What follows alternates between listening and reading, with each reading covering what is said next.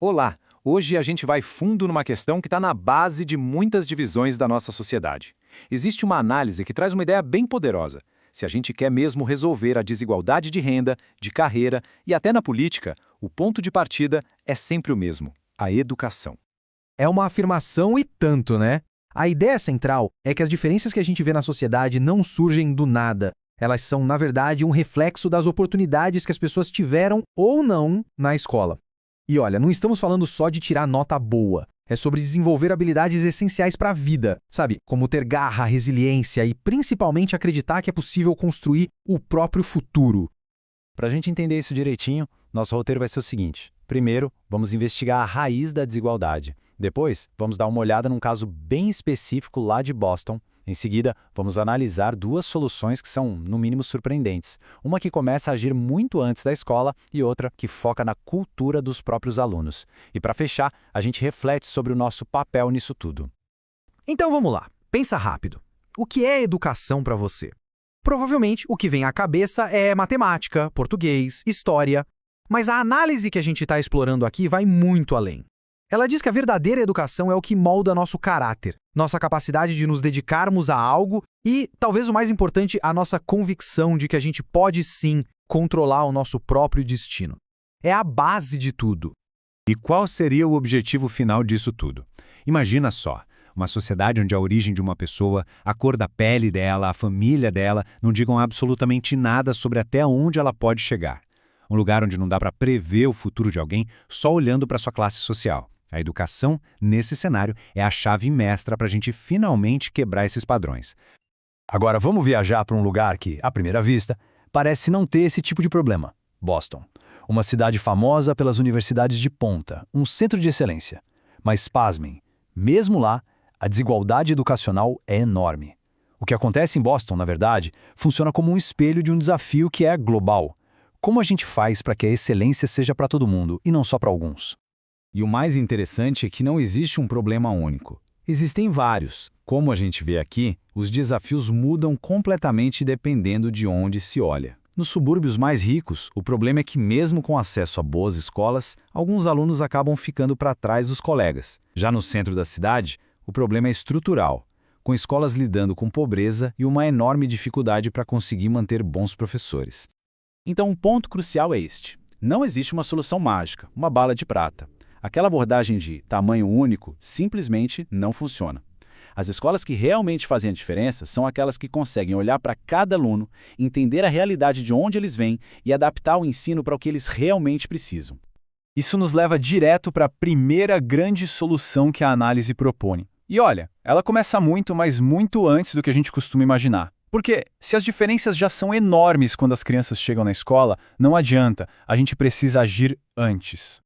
E o número que essa análise traz é alarmante. As diferenças de desenvolvimento entre crianças de classes e raças diferentes já são gritantes aos 2 anos de idade. Isso mesmo, 2 anos. Já dá para medir a diferença. Isso significa que, se a gente esperar até a pré-escola para começar a agir, talvez já seja tarde demais.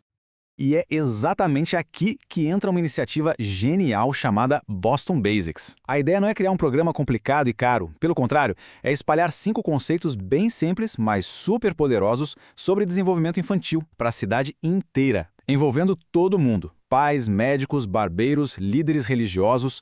A ideia é que a educação das crianças seja uma tarefa de toda a comunidade. A beleza dessa abordagem está na simplicidade dela. Não é um programa exclusivo. É sobre mobilizar a rede de apoio que já existe, os avós, os tios, os vizinhos, e usar coisas que as famílias já têm em casa. É uma estratégia que, no fim das contas, fortalece a comunidade inteira para cuidar de todas as crianças. E essa frase resume perfeitamente o espírito da coisa. Não se trata de consertar um grupo específico, sabe? É sobre elevar o nível de todo mundo, juntos. É uma abordagem que une as pessoas em torno de um objetivo que todo mundo concorda: o bem-estar das crianças. Muito bem, agora vamos para a segunda solução, que foca num ambiente que muitas vezes a gente subestima: a cultura que os próprios alunos criam dentro da escola, entre eles. Tenta lembrar um pouco da sua época de escola. Além do que os professores ensinavam na lousa, tinha todo um outro universo de aprendizado acontecendo o tempo todo, né? Nos corredores, no pátio, nas conversas. É quase como um currículo invisível. E essa imagem da balança ilustra a ideia perfeitamente. De um lado, o currículo formal, acadêmico. Do outro, o currículo social. Aquilo que os alunos ensinam uns aos outros sobre o que é aceitável, o que é legal, o que não é. E muitas vezes, esse segundo currículo pesa muito mais. E aqui vem a grande sacada. Muitos dos problemas de comportamento e disciplina não acontecem porque os alunos são maus. Na maioria das vezes, são bons alunos fazendo coisas que nem querem, só para tentar se encaixar para serem aceitos, sabe? É tipo fazer piada de quem estuda só para não virar o alvo da piada. A pressão dos colegas pode ser uma coisa esmagadora.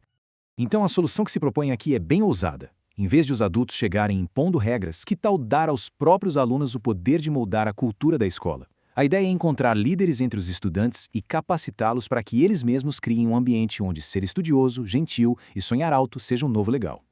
E tudo isso nos leva à nossa conclusão. Olhando para esses desafios e para essas soluções, fica muito claro que essa não é só uma questão técnica, de política educacional. O buraco é bem mais embaixo. É uma questão moral, uma questão da nossa geração.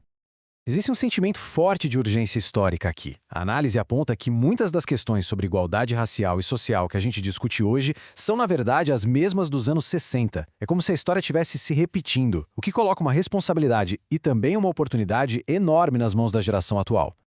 Mas apesar do tamanho do desafio, a mensagem final é de esperança.